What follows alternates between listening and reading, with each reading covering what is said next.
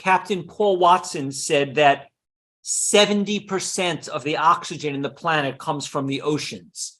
So, he said if the oceans die, we die. So, what would cause the ocean to die? Is ocean acidification the cause of it? And what is ocean acidification? What's causing it? And how would you stop it? I might jump in there. The biggest factor that's affecting the oceans at the moment is nitrogen phosphorus pollution. What's happens is that we've created reactive nitrogen out of thin air, basically, with the Haber-Bosch process. We've created all this chemical fertilizer that we've thrown on crops. Those crops are then fed to animals, which concentrate those point sources. They go into lagoons to break down. They're not treated. All human sewage around the world is treated, but not the animal sewage, which is many times greater. So that's the reason why whenever there's a flood, all floodwaters are considered toxic because of the Salmonella, E. coli, and all of it, other nasties that are in the water.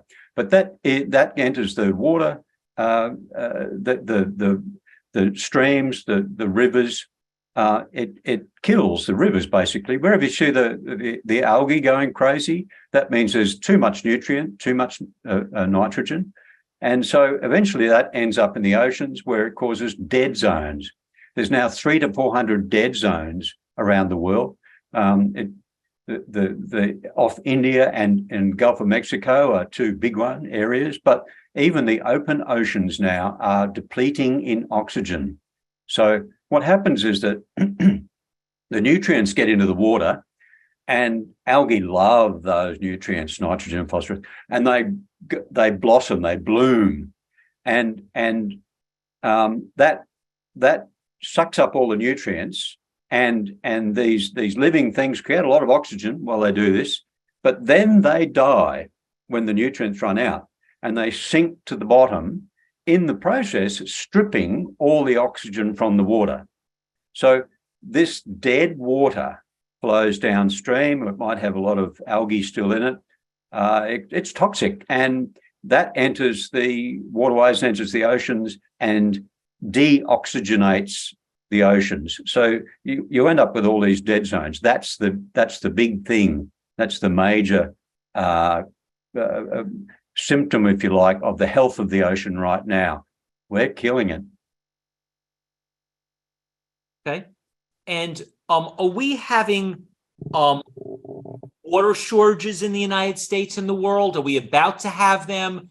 It seems for a lot of people like they don't really think this is an issue because there's water coming out of their tap, there's water in the store. So when people say that they're concerned about water shortages, is this happening? And what does this have to do with animal agriculture or eating a hamburger, whether we have enough water?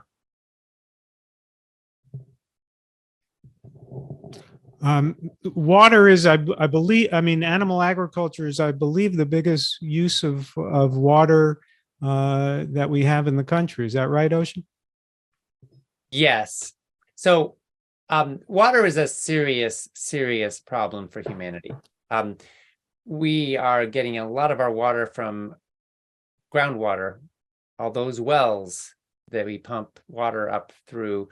And in most cases, we're using up water that accumulated over millions and millions of years as it trickles down drop by drop through the rocks into these pools and lakes underground. We're depleting it at a very unsustainable rate. What happens when those wells run dry? In some cases, we start digging deeper wells, sometimes 1,000 feet, 2,000 feet down, where it takes an enormous amount of energy. Eventually, you just can't do it anymore. You hit granite, you can't dig. So we're in a lot of places right now where we're in a perilous spot where people are going to start running out of groundwater. They can't dig any more wells. What happens then? If the rainwater isn't enough to provide agricultural needs or to provide needs for humanity in that area, it turns into a desert, essentially. It becomes uninhabitable for humans. And so we have to pipe water in from somewhere far away, and then that area may soon run out. So we have a water crisis that is brewing rapidly. there are probably about 1 to 2 billion people on this planet who are dependent for their water in their immediate ecosystem and community on water supplies that are completely unsustainable and that could run out in the next generation or two. And then on top of that, even the rainwater is coming in spurts and unreliable amounts. So we're getting floods in some places and we're getting big droughts in other places because climate chaos is unfolding. And so even there, we're seeing a problem. We're seeing glacial melt. And soon enough, when there aren't glaciers, you will no longer have the steady supply of water coming in from the mountains in a lot of places, which will in turn cause India and China to have serious water problems, which they have not had before. Put all that together, it's really severe. But the good news is it's true. Eating lower on the food chain can make a massive difference. It takes about 2,000 gallons of water to produce a single pound of feedlot beef in the United States today. Imagine sticking a pile of 1 gallon water jugs half a mile high. That's what we're talking about for 1 pound of beef. So you basically save more water by not eating 1 hamburger than by not showering for a couple of months. And I was going to say, and yet when the state of California faced a water crisis, did they address animal agriculture? No, they addressed sprinklers and showers, right? Exactly. And here's the amazing thing, folks. So in our state of California, where I live, we actually grow a lot of alfalfa. It's the #1 crop in the state. Alfalfa is used for livestock, and it's a very water-thirsty crop. And most of our alfalfa is being shipped to China and Saudi Arabia for them to feed to their cattle. So, and it's not a very lucrative crop, by the way. They don't pay top dollar for alfalfa, even if it's from California. So California's got some of the richest fields and farms in the world.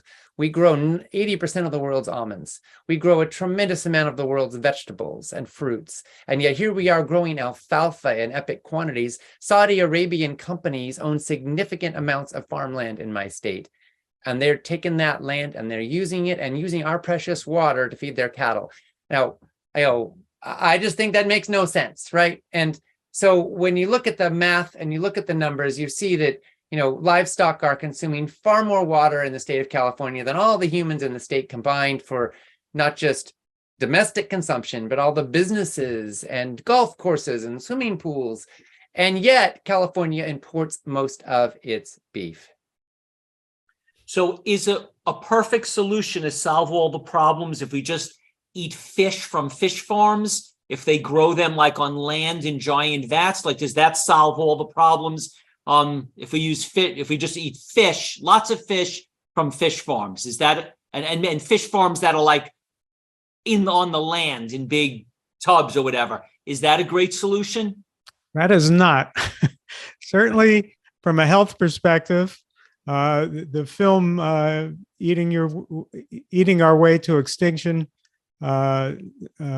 gave some very dramatic footage on fish farms. These are, essentially what these fish farms are. They're like feedlot operations for fish. All the downsides you get from crowding pigs together and crowding cows together, you get from crowding fish together. So they're an environmental nightmare and a health nightmare. And actually, if I can add to that, Stephen, your question about what the solution is, about a decade ago, the Stockholm International Water Institute produced a report called Feeding a Thirsty World, and they projected out, they looked at water use around the globe, and they found that the only way that we'll have enough water by 2050 is if we reduce our intake of meat by 75% globally. That means that developed countries need to reduce meat by more than 90%. So there's your answer.